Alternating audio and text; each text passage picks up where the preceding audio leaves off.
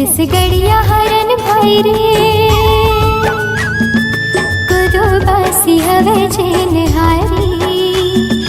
कुदो बासी हवे झेन हारी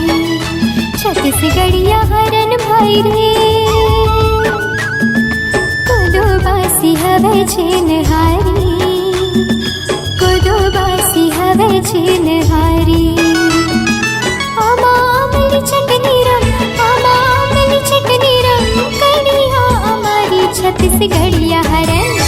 छत्तीसगढ़िया हरन भाई रे कुदो बासी हवे झेन हारी कुदो बासी हवे झेन हारी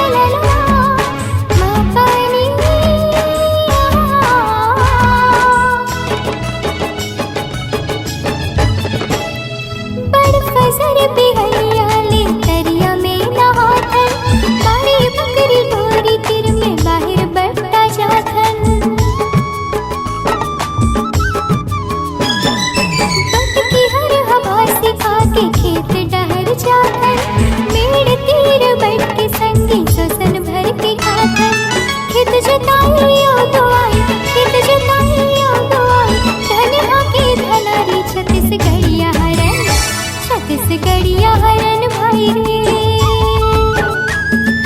कुदो बासी हवे झेन हारी कुदो बासी हवे झेन हारी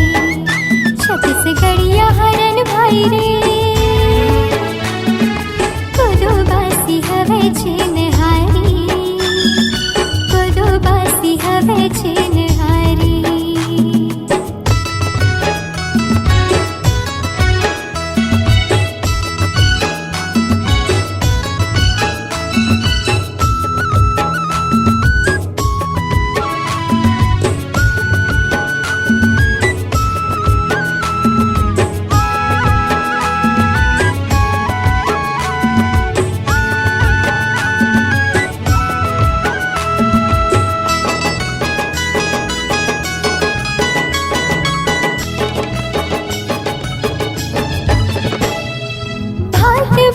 रतिया की मुठिया हम बनाथन चिला फरागा कर रोटी मन भर हाँ खातन काना कोई लड़नी मही मरत ले मिठाते कर मता पटवा भाजी चना दर सुहाते छत्तीसगढ़ के छत्तीस भाजी छत्तीसगढ़ के छत्तीस भाजी क्षेत्र है हमारी छत्तीसगढ़िया हरन छत्तीसगढ़िया हरन भाई रे कुदो बासी हवे झेन हारी कुदो बासी हवे झेन हारी छत्तीसगढ़िया हरन भाई रे कुदो बासी हवे झेन हारी कुदो बासी हवे झेन हारी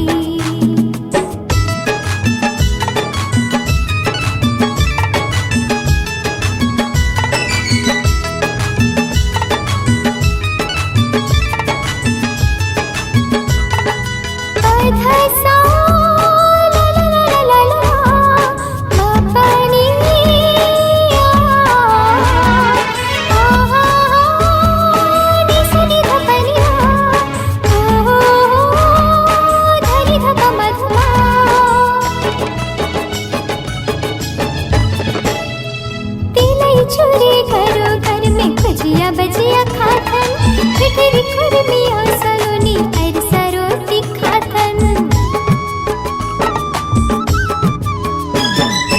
पाके कोड़ा अंगुराम साल सलोना खाथन हमन छत्तीसगढ़िया हरन देसी में सिखाथन देव मानी तिज तिहारी बड़ा सुहारी छत्तीसगढ़िया हरन भाई रे